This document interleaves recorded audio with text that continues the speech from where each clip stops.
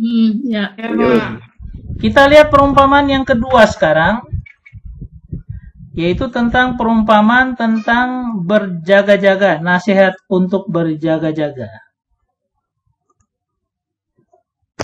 Oke, nasihat supaya berjaga-jaga. Itu ada dalam Matius pasal 24 ayat 37 sampai dengan 41. Ya. Oke. Sampai 44.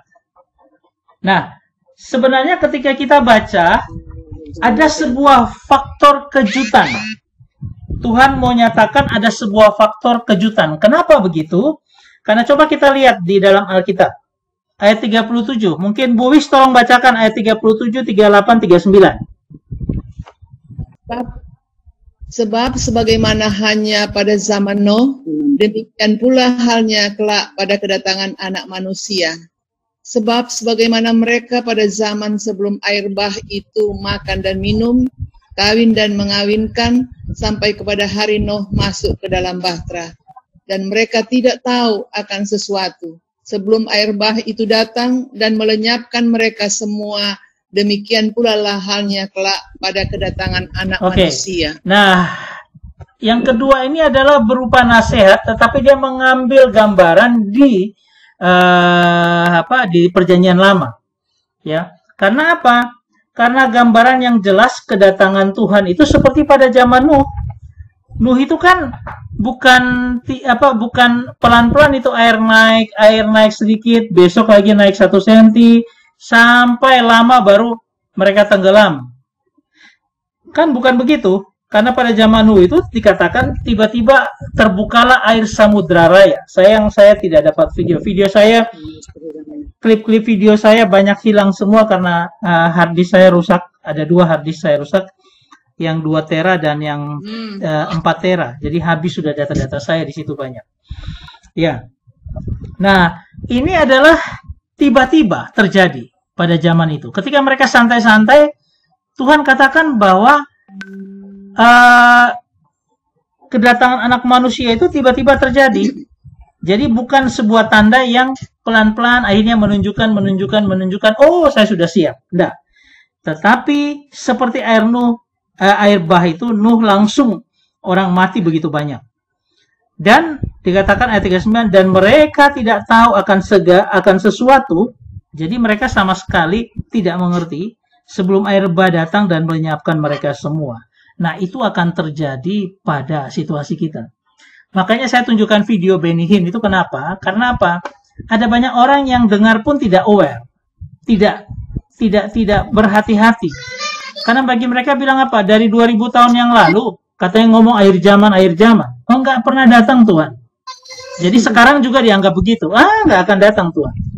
Ya. Nah, nanti kita melihat itu ketika sama seperti hamba yang jahat dan baik. Kan dia akan bilang, oh Tuhan tidak akan datang, aku tak siksa aja hamba-hamba yang lain, gitu kan? Nah, karena apa? Kita sekarang saya ajak atau materi ini mau ngajak, ini faktor kejutan. Jadi harus benar-benar siap dalam pengertian aware. Kita mulai sedikit demi sedikit mulai berdoa, Tuhan kuatkan saya di akhir zaman ini ketika Engkau sudah akan datang. Karena akan banyak sekali hal-hal yang tidak kita perhitungkan terjadi. Ya. Contohnya, siapa yang pernah ngerti bahwa kita di rumah sekian lama? Dulu-dulunya setiap tahun baru datang, lalu kita mulai pikir, saya mau libur kapan ya? Lalu lihat waktu liburnya kapan. Sekarang nggak usah. Eskon dikasih libur aja gitu loh di rumah. Sampai tanak gitu loh. Sampai bosan-bosan di rumah. Ya. Sehingga apa? Itu tidak pernah kita pikirkan. Orang dengan kecanggihan sekarang, mereka bisa canggih memikirkan banyak hal, pengobatan yang canggih dan sebagainya. Mana mereka bisa bikin apa-apa saat ini? Sampai orang bolak-balik ngomong bahwa akan ada antivirusnya. Sampai sekarang mana? Ya, ngomong tok semua. Kita tidak bisa melepas dengan kekagetan kita seperti pada saat-saat ini. Nah, pada waktu seperti itu, ada kata mereka tidak tahu kan? Ayat 39 dikatakan mereka tidak tahu. Nah, kata mereka tidak tahu, Matius ini ayat 39, dan tidak tahu akan sesuatu. Ya. Nah, kata tidak tahu ini dari kata ginosko. Ya, tidak belajar untuk tahu, tidak mau akrab atau dekat dengan seseorang.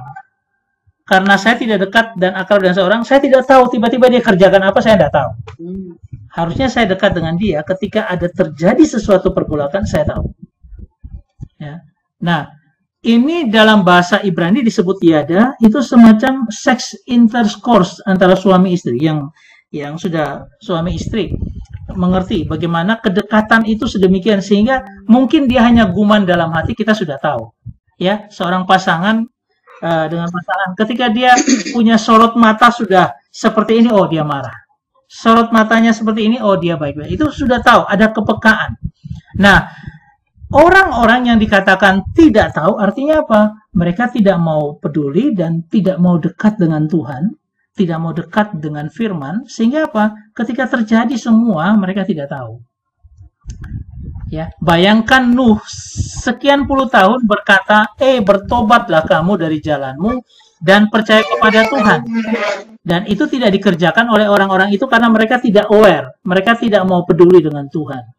Ya, nah kita sekarang ini mau diajak masuk untuk apa? Jangan sampai engkau tidak tahu. Supaya aku tahu dari mana? Aku dekat dengan Tuhan, akrab dengan Tuhan sedemikian supaya apa? Ketika dia bergerak, aku tahu, oh dia sudah mau datang. Ya, perumpamaan tentang 5 gadis yang bijaksana dan bodoh itu sebenarnya ada sebuah persiapan. Jadi dia lebih memperkuat kepada persiapannya. Ya, sehingga apa? Setiap kali datang kapan saja walaupun aku tidak tahu, tiba-tiba datang aku sudah siap. Tetapi ada orang yang begitu dekatnya dengan pemimpin atau yang mengatur akan perkawinan anak domba itu misalnya, kita dekat dia, kita sudah tahu, oh ya, tanda-tandanya membuat kita punya aware, kita punya, oh, ini sudah akan datang, aku tidak akan lepas minyak. Ya, minyak ini aku jaga supaya apa? Kalau dalam perjalanan mau habis yang ada di pelita, saya masih punya tambahan minyak untuk ke sana. Saya sudah punya aware, punya kedekatan sampai nanti Anda akan lihat bahwa di situ dikatakan dia begitu terobsesi dengan mempelai. Jadi 5 gadis yang bijaksana ini terobsesi dengan mempelainya sehingga apa? Dia betul-betul menjaga dirinya supaya apa? Dia tidak sampai lalai dalam tugas untuk pelita itu. Nah, di sini kita diajarkan sesuatu untuk apa? Untuk aware, untuk dekat dengan Tuhan supaya kita tahu ketika dia akan bergerak. Nah, kemudian pada ayat 40 sampai 41 dikatakan karena itu berjaga-jagalah sebab kamu tidak tahu pada hari mana Tuhanmu datang. 5 gadis yang bijaksana, yang bijaksana itu berjaga-jaganya dia tekankan. Ya, sehingga apa? Ketika suatu waktu misalnya akan terjadi pun juga aku sudah tahu bahwa aku akan siap ketika Tuhan akan datang. Kata Gregoreo itu dari kata Yunani Gregoria, berjaga-jaga, itu artinya apa? Strict attention, betul-betul jaga. Jaga diri kita baik-baik supaya apa? Jangan sampai kita lalai. Nah, kalau kita lihat dari Markus pasal 13 ayat ke-33 sampai 38 dikatakan begini. Hati-hatilah dan berjaga-jagalah sebab kamu tidak tahu bila manakah waktunya tiba. Sama seperti seorang yang berpergian yang meninggalkan rumahnya dan menyerahkan tanggung jawab kepada hamba-hambanya, masing-masing dengan tugasnya, dan memerintahkan penunggu pintu supaya berjaga-jaga.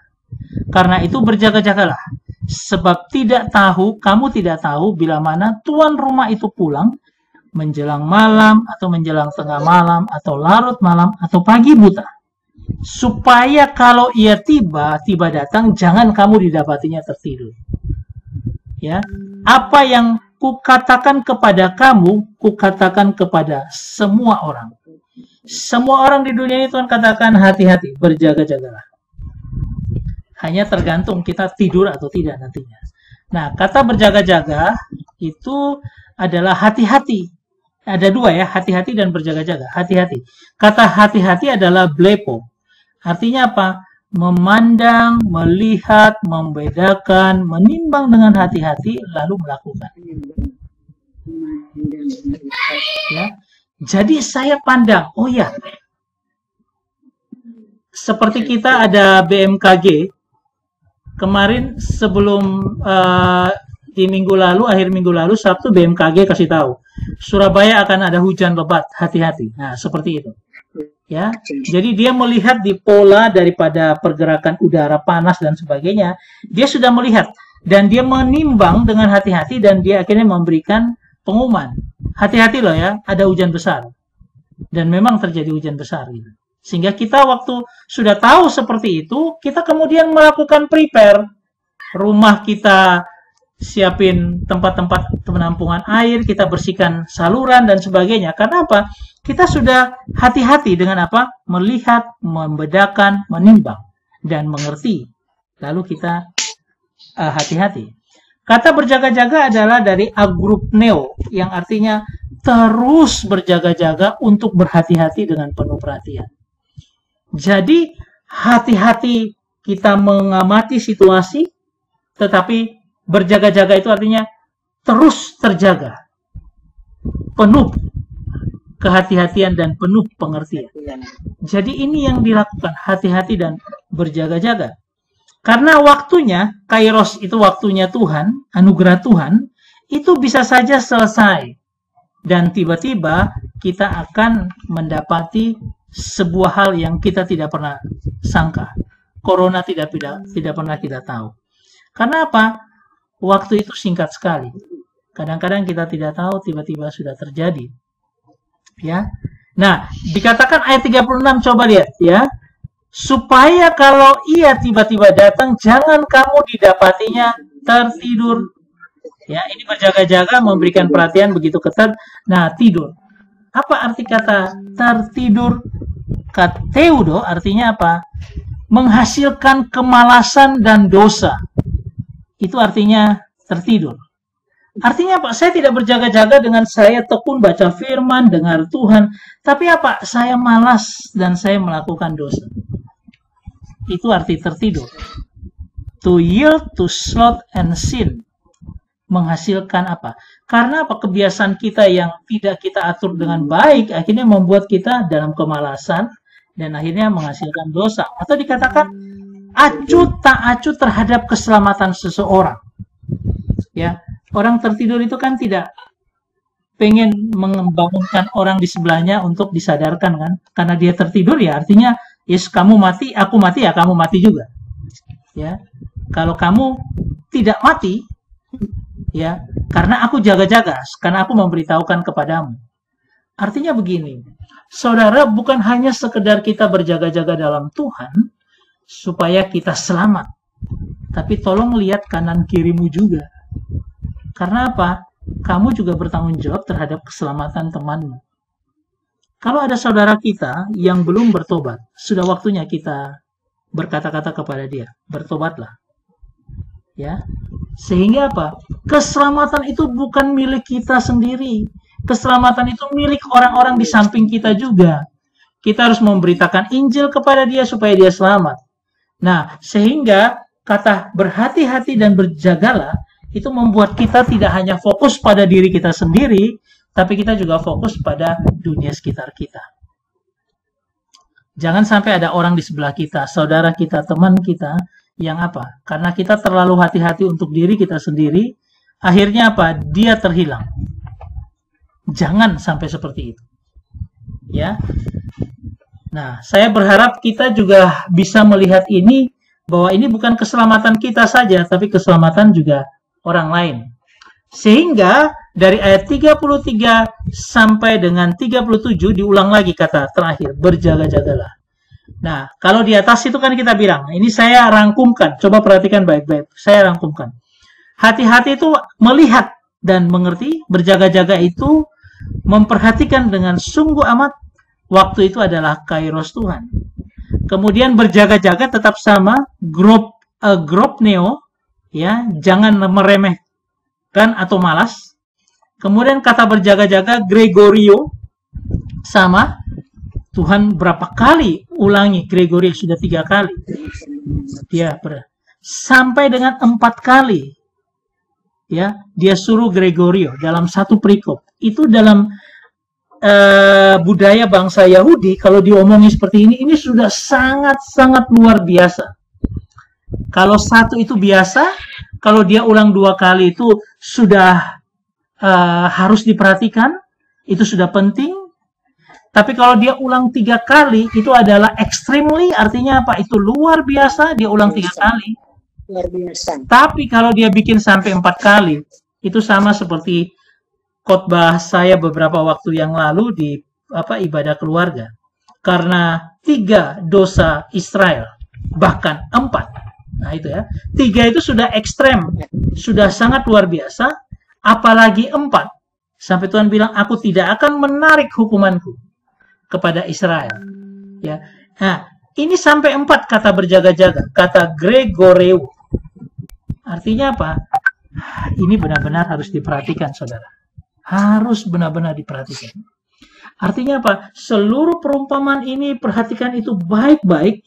Kita waspada dengan mengerti dan memandang situasi, melihat situasi dan kondisi, melihat pohon ara sudah mulai bertunas itu dan mulai melembut.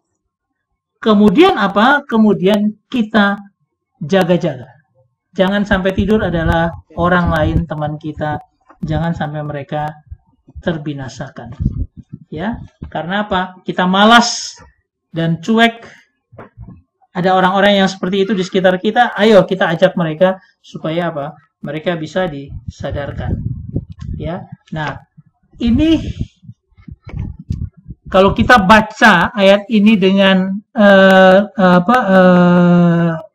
dengan penuh perhatian, kita bisa membayangkan diri kita seperti apa. 2 Petrus 3 ayat 11 dikatakan, jika segala sesuatu ini akan hancur secara demikian, betapa suci dan salehnya kamu harus hidup. Suci itu kudus, dikuduskan. Saleh itu hidup yang berkenan, artinya menyenangkan Tuhan. Nah, bagaimana kita harus hidup seperti itu? Kalau semua akan dihancurkan, seperti luar biasa hancurnya dunia ini. Lalu Petrus bilang, hei, bagaimana kamunya harus benar-benar suci, kudus, dikhususkan. Kita menjaga hidup kita ini supaya khusus untuk Tuhan. Ya, nanti kita akan melihat bagaimana perumpamaan itu luar biasa masing-masing ya, dan bagaimana kita harus hidup saleh dan berkenan kepada Tuhan. Ya, ini sudah 2 perumpamaan yang kita bisa lihat, dan itu punya apa nih yang khusus, penekanan-penekanan khusus daripada masing-masing. Supaya apa? Hati kita nih diarahkan terus untuk Tuhan. Kita akan yang ketiga, tapi saya mau tanya dulu, apakah sampai dengan sedemikian kita sudah bisa mengerti atau ada yang perlu dipertanyakan?